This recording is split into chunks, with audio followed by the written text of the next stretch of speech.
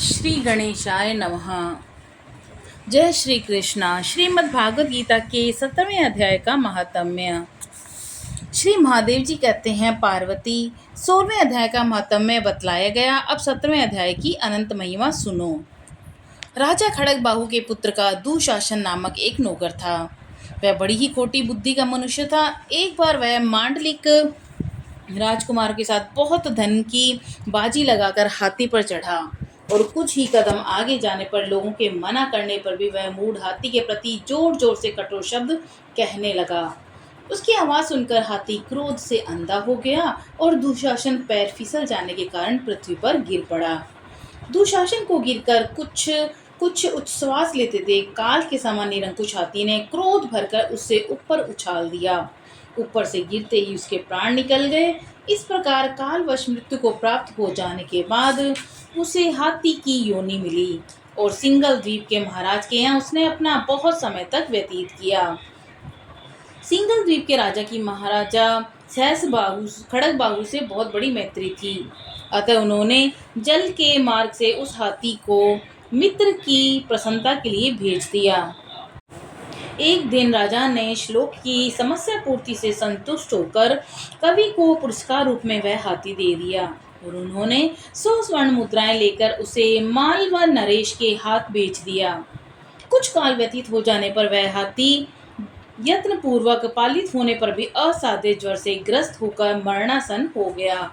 हाथी वालों ने जब उसे ऐसी शोचनीय अवस्था में देखा तो राजा के पास जाकर हाथी के हित के लिए शीघ्र ही सारा हाल कह सुनाया। महाराज, आपका हाथी अस्वस्थ जान पड़ता है। उसका खाना पीना सोना सब छूट गया है। हमारी समझ में नहीं आता कि इसका क्या कारण है। हाथी वालों का बताया हुआ समाचार सुनकर राजा ने हाथी के रोग को पहचानने वाले चिकित्सा कुशल मंत्रियों के साथ उस स्थान पर पदार्पण किया जहां हाथी ज्वरग्रस्त होकर पड़ा था।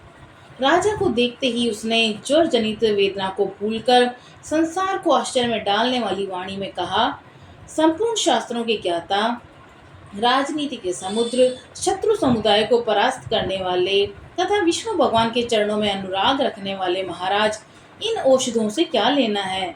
वेदों से भी क्या लाभ होने वाला है? दान और जप से भी क्या सिद्ध होगा? आप कृपा करके गीता के 17वें अध्याय का पाठ करने वाले किसी ब्राह्मण को बुलवाइए। हाथी के कथनानुसार राजा ने सब कुछ वैसा ही किया।